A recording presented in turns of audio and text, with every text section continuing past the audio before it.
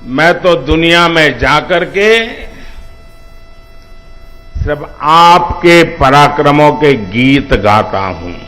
भारत के नौजवान कैसा पराक्रम करके दिखाते हैं, ये बात मैं दुनिया में जाकर के बताता हूं। मेरे देश की महान संस्कृति का गौरवगान करते समय मैं आंखें नीचे नहीं करता हूं, आंखें मिला करके दुनिया से बात करता हूं। ये आप ही की परंपरा है। मैं तो दुनिया में जाकर के सिर्फ आपके पराक्रमों के गीत गाता हूं।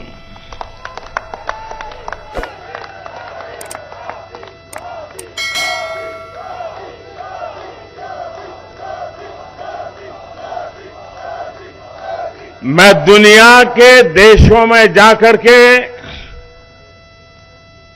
दुनिया के महापुरुषों को मिलकर के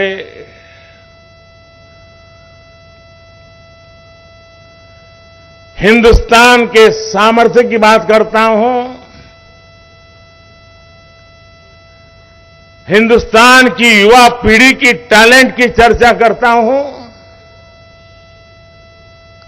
और अवसर मिलने पर भारत कैसे खिल उठता है, भारत के नौजवान कैसा पराक्रम करके दिखाते हैं, ये बात मैं दुनिया में जाकर के बताता हूं।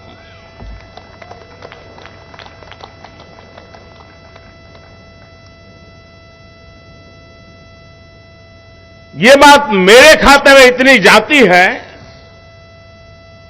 कि ये बताते समय मैं संकोच नहीं करता हूं। मेरे देश की महान संस्कृति का गौरवगान करते समय मैं आंखें नीचे नहीं करता हूं, आंखें मिला करके दुनिया से बात करता हूं। 40 से अधिक महत्वपूर्ण लोगों के साथ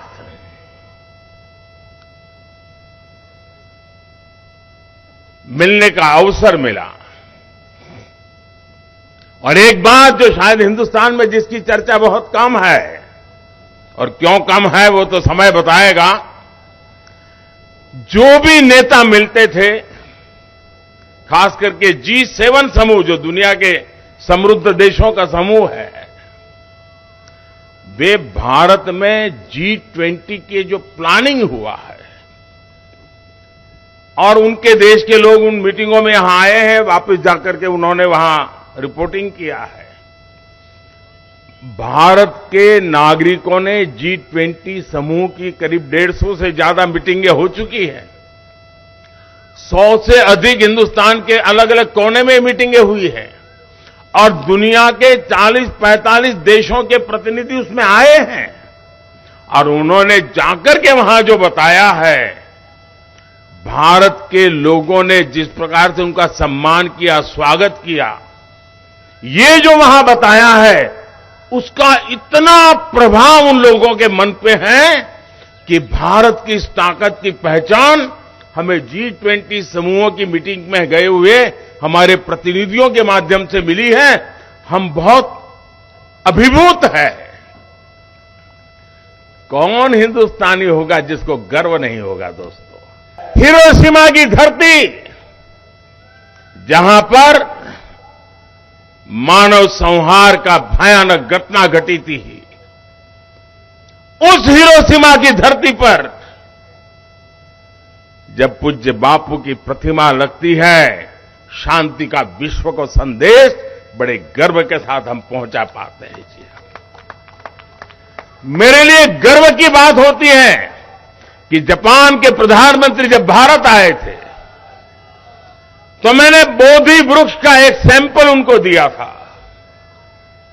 और उन्होंने बड़े गर्व के साथ मुझे बताया कि मोदी जी, जब मैं भारत आया था, आपने मुझे जो बोधि वृक्ष का पौधा दिया था, वो मैंने हिरोशिमा में, जहां ये बड़ा मानव संहार हुआ था, उस बोधि वृक्ष का पौधा वहां लगाया है और करुणा का, भारत का संदेश आने वाली पीढ़ियों को मिलता रहे, इसके लिए मैंने ये सोचा हुआ है। देखिए कितना गर्व हो रहा है। भाइयों बहनों, दुनिया की हम भारत के लोग कभी कभी ये गौरव का जिक्र करना भूल जाते हैं। हम वो देश हैं जो दुनिया की सबसे पुरानी भाषा, मानव इतिहास की सबसे पुरानी भाषा तमिल भाषा, ये हमारी अपनी भाषा है, हर हिंदुस्तानी की भाषा है। ये दुनिया की सबसे पुरानी भाषा होने का गर्व है। और जब मैं पीएनजी में वहां के गवर्नर, जिनके पूर्वज भारतीय हैं, उन्होंने तमिल भाषा का महान ग्रंथ तिरुकुरल का पीएनजी की भाषा में भाषांतर किया और उसका लोकार्पण करने का मुझे सौभाग्य मिला। आप कल्पना कर सकते हैं कि हिंदुस्तान की इस महान विरासत को आज दुनिया कैसे पूजने लगी है। नमस्कार, मैं हूं मानक गुप्ता। अगर आपको हमारा ये वीडियो पसंद आया हो तो इसे लाइक और शेयर जरूर करें और हां, हमें सब्सक्राइब और फॉलो करना ना भूलें ताकि आप देश और दुनिया की कोई खबर मिस ना करें। तो जुड़े रहिए हमारे साथ और देखते रहिए News 24।